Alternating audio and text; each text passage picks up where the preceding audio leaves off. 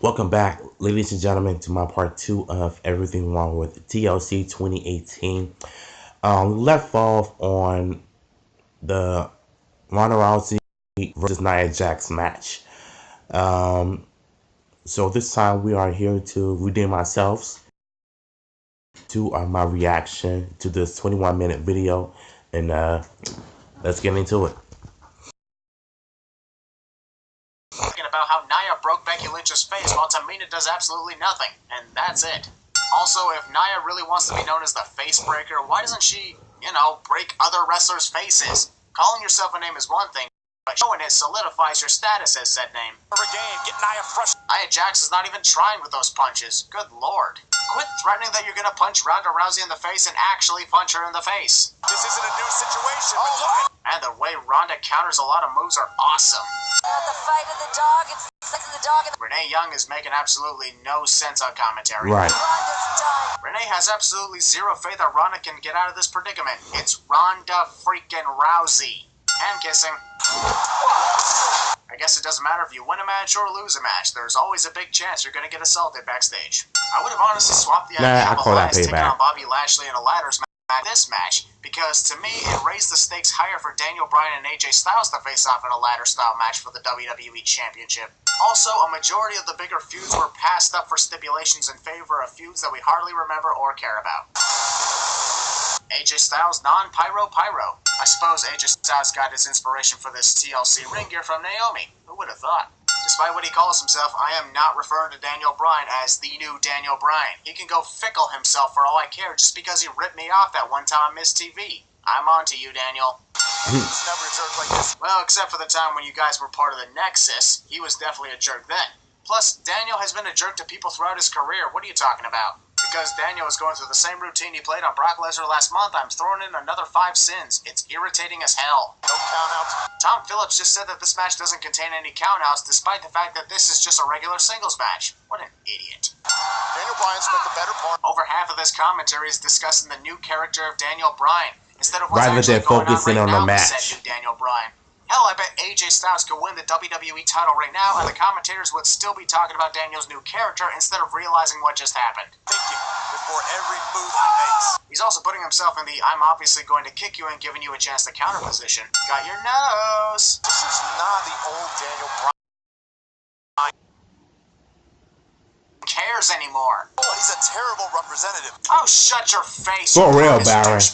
You're even worse than Byron Saxton. Yes. Byron is annoying because of his childish whining. David Otunga is annoying because of his petty insults that make him deserve to get his face kicked in. Re-inspired him. That was a lie. No, it wasn't. Now you're just making excuses. David isn't the only commentator I want to punch in the face tonight. He got the end. I swear this commentary team just absolutely sucks. With all due respect, absolutely worst commentator in WWE history. Go fickle yourself back to the pre-show panel where you belong. Yeah. I can respect Daniel all I want, but I don't respect people who tell others what to do or who to respect. Exactly. Well, that's what happens when you waste time taunting the fans instead of immediately going after your opponent. This has been a different AJ Styles? Not really. I still see the same AJ Styles that we've seen. Right, what are you talking about? Maybe the reason AJ doesn't seem to connect the Styles Clash a lot is because he keeps posing for the longest time before actually going out the window, begging for mercy.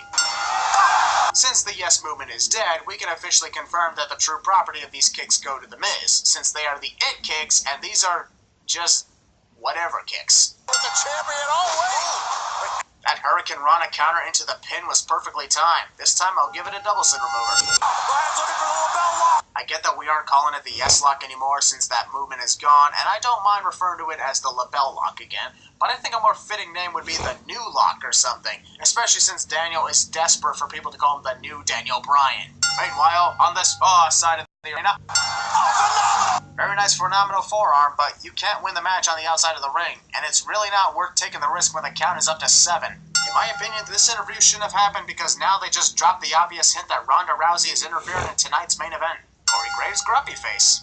Another example of a match that should have had an added stipulation, especially given how personal this is compared to the other rivalries. The addition of those annoying sirens that Dean Ambrose's entrance theme. I still cannot believe we find ourselves here here. I mean, Seth Rollins and Dean Ambrose totally have never feuded before because of a split from the Shield. Totally never happened. This smug look. You have sexy pecs, Seth. Pause. Also, half this match is either slow-paced or full of stare-downs, and that's not something we want to see in a personal rivalry coming head-to-head. So yeah, it is actually affecting me a little bit. We get that you're the legit wife of Dean Ambrose, Renee, but Wait, when it comes to seriously? this rivalry, nobody cares on how this affects you because you're not involved in it, and I'm hoping it stays that way too. It's Seth. You're one to talk about referring to other people as a maniac.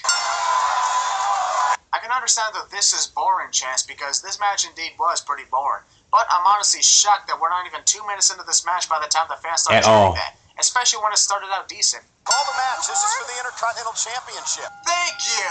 You're married to Dean. Will you please stop talking about the marriage of Oh Renee my and God. Dean, for fuck's sake? How much of it is the case? Oh! Discount Shawn Michaels.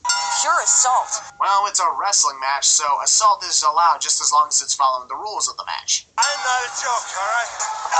Learn to stop monologuing so much and that situation won't happen to you. To the floor. What? Seth Rollins has had his leg targeted multiple times tonight, and he hurt it again right there. But suddenly he can run without hobbling or grimacing in pain. WWE logic. Sunset. We interrupt Bosh. TLC 2018 to bring you that house show in 2015 where Seth ripped apart his leg doing that exact same move. Couple of years ago, cost him money. Seriously, I might just have to add in another 5 sins because Seth Rollins is the worst seller of leg injuries ever. He attempted the sunset flip and screwed up his already injured leg, but was somehow able to magically heal in 10 seconds and run across the ring with the entire weight of Dean Ambrose on him. This is unbelievable in the dumbest ways. Looking to burn it down. An injured knee would easily prevent this from happening, even if Seth is hanging onto the rope, because he is still putting the full weight on the injured leg. Seth literally blocked the punch before it could even reach him and somehow still got hit. Dean, I know we want to absolutely annihilate each other tonight, but could you please get your butt out of my face? Balance. Copyright infringement. Shout out to Adam's Wrestling Show for setting this sin idea as a counter to the previous monologue and as a villain's greatest weakness sin. In this case, yelling encouragement to your opponent to get back into the fight is a champion's greatest weakness. And that's a good point too, since it's been known to happen a lot. Seth actually falls for this. This is accurate to the feud between Johnny Gargano and Tommaso Ciampa, because just like Johnny, Seth was too focused on getting revenge on his former friend that he forgot the one thing that's 2 times more important in this match, the championship.